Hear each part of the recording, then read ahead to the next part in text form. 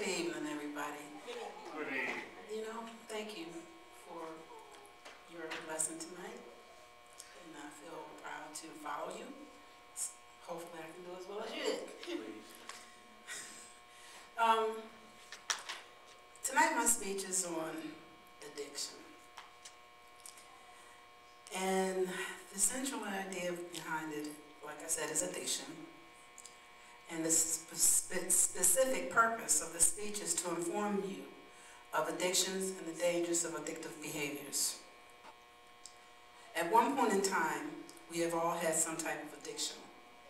Some of us may still have some form of addiction and are afraid to admit it. The hardest part of addiction is admitting you have a problem. Addiction occurs when an individual becomes physically or psychologically dependent on something such as alcohol, drugs, legal or illegal, or gambling. Individuals may become addicted or have compulsive behaviors in regards to almost anything, including sex, food, exercise, shopping, spending money, work, and the internet. And energy drinks.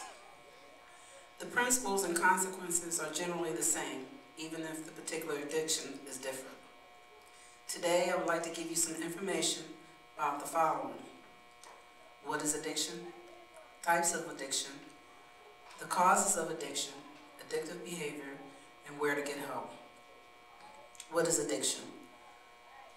The word addiction tends to be a highly charged one for most people.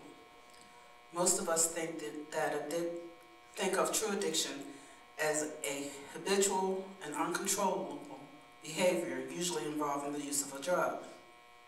Some people think of addiction as a moral flaw or a personal weakness. Others think addictions arise from certain personal traits, genetic factors, and socio-economic influences. Views on the causes of addiction have an impact on our attitudes toward people with addictive disorders, as well as on their approach to treatment. Types of addiction. The definition of addiction is through Webster's Word Dictionary. It defines addiction within the word addict, which means to give oneself up to a strong habit, to cause one to become addicted, one addicted to a habit, as in using drugs. The biggest and most popular addiction that we are dealing with today is drug abuse. More than 2.1 million Americans received treatment for illicit drug abuse in 2007, and the statistics are still climbing. The most popular drugs of choice are cocaine, meth. 1.3 million Americans have used meth at least once. Highest rate among young adults aged 18 to 25. Prescription drugs or non-prescription drugs, cigarettes, alcohol. Drunk driving remains a serious problem in the United States. In 2007, about 32% of more than 41,000 crash fatalities involving drivers with a breath alcohol count of 0.08 or higher. The majority of people who attempt suicide have been drinking. Through homicides, suicide, automobile crashes, and other traumatic incidents, alcohol use is linked to more than 75,000 American deaths each year. Alcohol use contributes to over 50% of all murders, assaults, and rapes. Nearly 50,000 emergency room visits resulted from using alcohol or alcohol-drug combinations in 2005. On college campuses, alcohol is involved in about 95% of all violent crimes. Caffeine. Caffeine is probably the most popular psychoactive drug and also one of the most ancient. It is found in coffee, tea, cocoa, soft drinks, headache remedies, and over-the-counter drugs. Drug preparations like no-dose.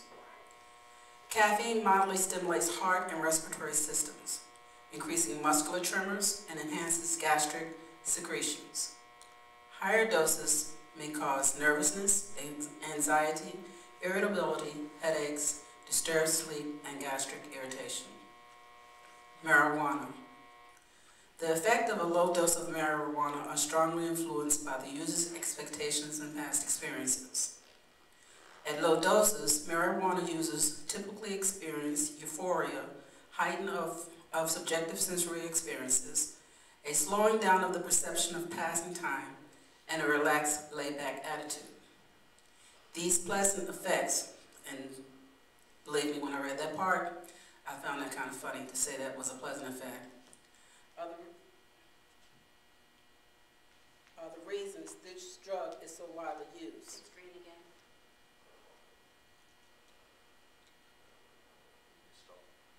Went from orange to green. There's no batteries. All the batteries. No batteries.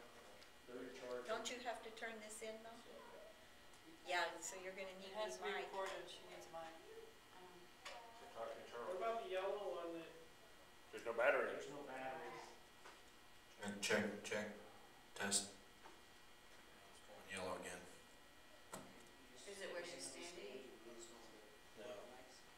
It's the batteries going dead. With moderate doses, these effects become stronger, and the user can also expect to have impaired memory function, disturbed thought patterns, lapse of attention, and feelings of depersonalization, in which the mind seems to be separated from the body. Marijuana users may be at increased risk for emphysema and cancer of the head and neck among people with chronic conditions like cancer and AIDS.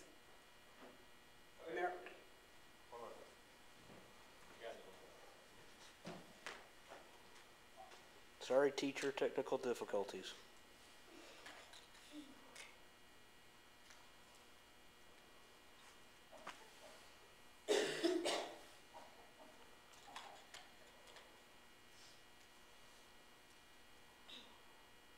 Thank you. Marijuana use is associated with increased risk of fatal lung infections. Heavy users may experience learning problems as well as subtle impairments of attention and memory that may or may not be reversible following long-term abstinence. Long-term use may also decrease testosterone levels and sperm counts and increase sperm abnormalities. Ephedrine has been linked to heart arrhythmia, strokes, psychotic reactions, and some deaths. And it helps you lose weight. Supposedly. It does. Ritalin. I used to use ephedrine Ritalin. when I could get it. She was self-medicated. Ritalin is a stimulant amphetamine. It's used to treat attention deficit hyperactivity disorder. When taken orally at prescribed levels, it has little potential for abuse. When injected or snorted, dependence and tolerance can rapidly result in dependency. Other types of addictions are compulsive or pathological gambling, compulsive exercising, work addiction, sex and love addiction, compulsive buying or shopping, and internet addiction. The causes of addiction. The causes and courses of an addiction are extremely varied, but people with addictions seem to share some characteristics. Many use a substance or activity as a substitute for healthier coping strategies. People vary in their ability to manage their lives, and those who have the most trouble dealing with stress and painful emotions may be more susceptible to addiction. Some people may have a genetic predisposition to addiction to a particular substance, such predispositions may involve variations in brain chemistry. People with addictive disorders usually have a distinctive preference for a particular addictive behavior. They also have problems with impulsive control and self-regulation and tend to be risk takers. Young people, especially those from middle-class backgrounds, are frequently drawn to drugs by the allure of the exciting and the illegal. They may be curious, rebellious, or vulnerable to peer pressure. Young people may want to imitate adult models in their lives or in the movies. Most people who take illicit drugs do so experimentally, typically trying the drugs one or more times but not continuing. The main factors in the initial choice of a drug are whether it is available and whether peers are using it. For people living in poverty in the inner cities, many of these reasons for addictions are magnified. The problems are more devastating, the need for escape is more compelling. Furthermore, the buying and selling of drugs provide access to an unofficial alternative economy that may seem like an opportunity for success. Addictive behaviors. It is often difficult to distinguish between a healthy habit and one that has become an addiction. Experts have identified some general characteristics typically associated with addictive behavior. The first one is reinforcement. Addictive behaviors are reinforcing. Some aspects of the behavior produces pleasurable physical and or emotional states or release negative ones. Compulsions or cravings. The individual feels a strong compulsion, a compelling need to engage in the behavior, often accompanied by obsessive planning for the next opportunity to perform it. Loss of control. The individual loses control over the behavior and cannot block the impulse to do it. Escalation. Addiction often involves a pattern of escalation in which one or more of a particular substance or activity is required to produce a desired effect.